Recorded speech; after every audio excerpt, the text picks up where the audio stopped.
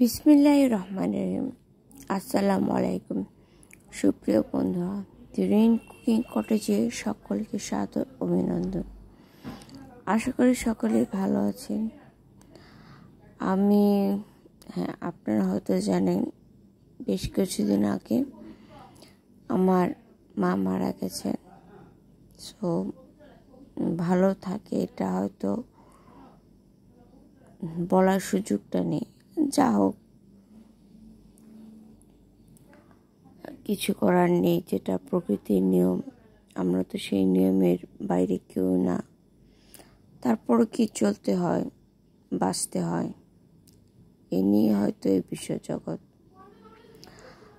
আর সময়ের সাথে সাথে সমান্তরাল করে সবাইকেই মিলেমিশে এক হতে হবে।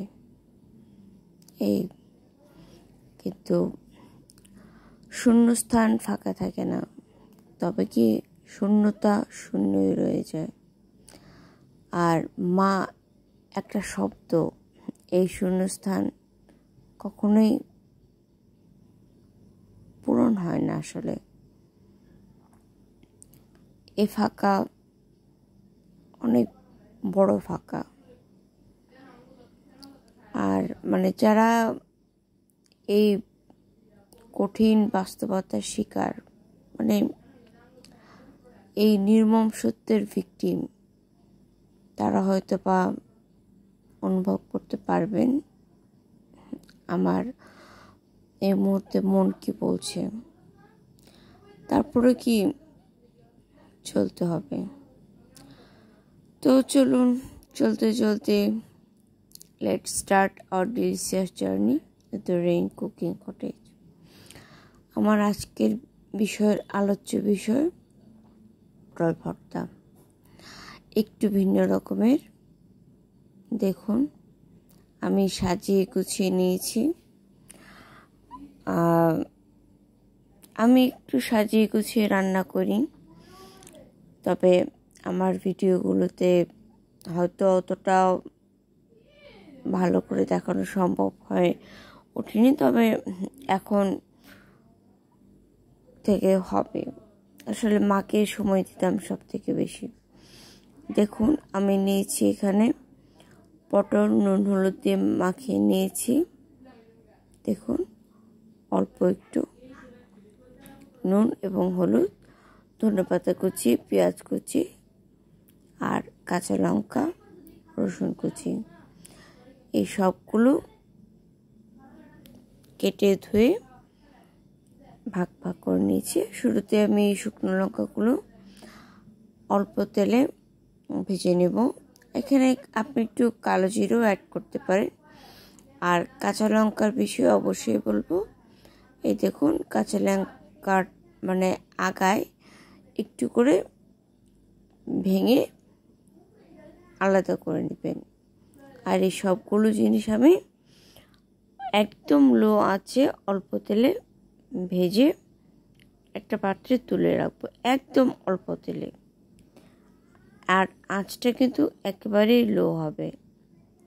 আর ওই যে বাকি রইল নুন হলুদ মাখা পটল, আর সেই পটলগুলো এবার আমি অল্প তেলে, একদম একটু সময় লাগবে, বেশি মুচমুচ করে ভেজে নেব। সুসিদ্ধ হতে কম করে হলেও 10 থেকে 15 মিনিট সময় লাগবে। কিন্তু আমরা বাঙালি তো, আমার মা সবসময় বলতো একটু সময় লাগুক, রান্নাটা কিন্তু মুখরোচক হওয়া লাগবে। এই দেখুন, সব কিছু আমি একটি প্লেটে সুন্দর করে সাজিয়ে নিয়েছি। এবার এগুলো ভাজা পটলগুলো নিয়েছি। এবার আমি এগুলো লবণ দিয়ে চটকে নেব। আর অবশ্যই সবচেয়ে দামি মশলা যেটা, সেটা বলুন তো কি? হ্যাঁ, ভালোবাসা।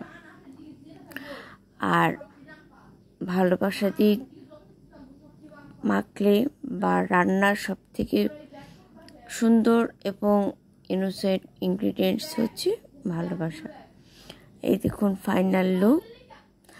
আর এই ভর্তাটা কিন্তু খেতে অসাধারণ লাগে। আপনি এটা গরমের দিনে যে কোনো আচার সাথেও খেতে পারেন, আর একটু যদি হালকা বৃষ্টি হয় তাহলে খিচুড়ির সাথেও খেতে পারেন। দুর্দান্ত ফাটাফাটি মজা হয় এই ভর্তাটা খেতে। যারা পটল খেতে ভালোবাসেন না তারা প্লিজ একবার হলেও ট্রাই করবেন, কেমন? আর সকলের কাছে একটি হাম্বল রিকোয়েস্ট, অবশ্যই আমার চ্যানেলটিকে সাবস্ক্রাইব করবেন, একটি লাইক দিবেন, আর প্রচুর প্রচুর শেয়ার করবেন। আর অবশ্যই কি enjoy yourself, be happy and stay with peace. জাযাকাল্লাহ খায়ের।